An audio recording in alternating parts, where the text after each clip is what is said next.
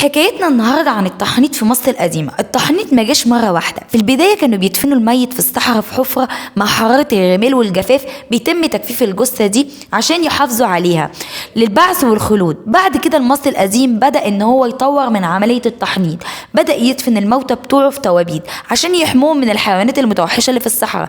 ولكن المصري القديم لاحظ ان الجسم بيتحلل جوه التابوت عشان ما فيش اتصال ما بين الجثمان وما بين الحرارة والجفاف الرمال الصحراء. مع مرور الوقت اتطورت أساليب التحنيط عند المصري القديم لحد ما تمكن ان هو يحافظ على جثمانه. التحنيط كان عمل مقدس وكان سر بيتنقلوه المحنطين ما بينهم وما بين بعضهم بس شفهيا بدون كتابة وبممارسة من العصر الآخر. وظيفة المحنط ما كانش بتيجي بالأقدمية، بل بينتخبوا شخص ويرشحوه لهذه المهنة، وكان لازم يكون ما يتعداش عمره عن 50 عاما، ودي يفضل في وظيفته لحد وفاته. طريقة التحنيط بقى ما لقيناش عدد قليل جدا من المخطوطات والأدلة المكتوبة اللي بتحمل تفاصيل عملية التحنيط، وعندنا 3 طرق من عمليات التحنيط. أول طريقة هو النموذج الكامل، والطريقة دي لازم يكون من الطبقة العليا. ليه؟ لأن كل طريقة من دول بتختلف على حسب الطبقة الاجتماعية والمبلغ اللي هيدفعوه أسرة المتوفي. النموذج الأول بيقوم المحنط بتطبيق كل خطوات التحنيط، وبيستورد مواد للتحنيط من لبنان وسوريا واليونان، وبيستخرج المخ والأمعاء المتوفي، ودي أحسن طريقة للتحنيط. النموذج التاني خاص بالطبقة الوسطى، ودي بتبقى أقل إمكانيات شوية، بيتم فيها استخراج الأمعاء وبيجففوا جسمين الميت، بعد كده بيدهنوه ويلفوه بلفايف من الكتان. والطريقة دي مختلفة عن الطريقة اللي قبلها. من المواد بتكون محلية مش بتبقى مستوردة، وبيستعينوا بزيت الخروع. أما عن الطريقة الثالثة دي خاصة بالفقراء، وكانت الطريقة دي ما كانش بيستخرجوا امعاء المتوفي. اما في الطبقه الوسطى كانوا بيستخرجوا، بس كان الاعضاء الداخليه بتاعه الموميا ما كانش بيتحافظ عليها زي الطريقه الاولى.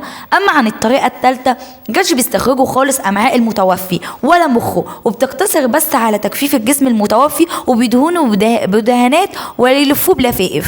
رابط المصري القديم التحنيط بالمعبود انوبيس، وعرف باسم التحنيط واط، وكان الكاهن بياخد لقب حموتة، يعني كاهن الجسد. الكاهن هو المسؤول الأول عن عملية التحنيط، وبيشتغلوا معاه مجموعة من الكهنة اللي هو كان بيختارهم بعناية ودقة. ولازم يكون الكاهن المحنط هو طبيب مش زي بقية طبقات الكهنة الأخرى، ويعلم تلاميذه الصغار من الكهنة الطب والتحنيط. ولازم يحافظوا على سر التحنيط وما يتكلموش قدام اي حد ولا حتى مع زوجاتهم على سر التحنيط، لانه عمل مقدس. عشان كده ما لقيناش اي تسجيل لطريقة التحنيط. ولما كانوا بيكتبوا المواد المستخدمة عشان يعلموا التلاميذ ما عرفناش المقادير والكميات ولا كيفية خلط هذه العناصر.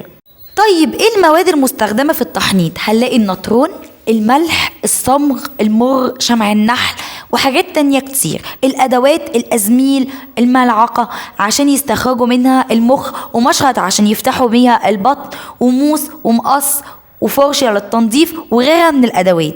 نيجي على طريقة التحنيط. طريقة التحنيط كان بيحط جسم المتوفي على ترابيزة، بعد كده بيتم استخراج المخ من الجمجمة عن طريق الأنف، بعد كده بيفتحوا فتحة في البطن عشان يطلعوا منها الأمعاء، وبعد كده بيملوا الصدر والبطن الفرغين من جوه بالكتان ومحلول النطرون. بيجي بعد كده عملية التجفيف الجسم، بيحط جسم المتوفي عليه مادة النطرون، وفي أثناء ذلك بيجيبوا القلب ويحنطوه تحنيط كويس جدا عشان مهم في العالم الآخر.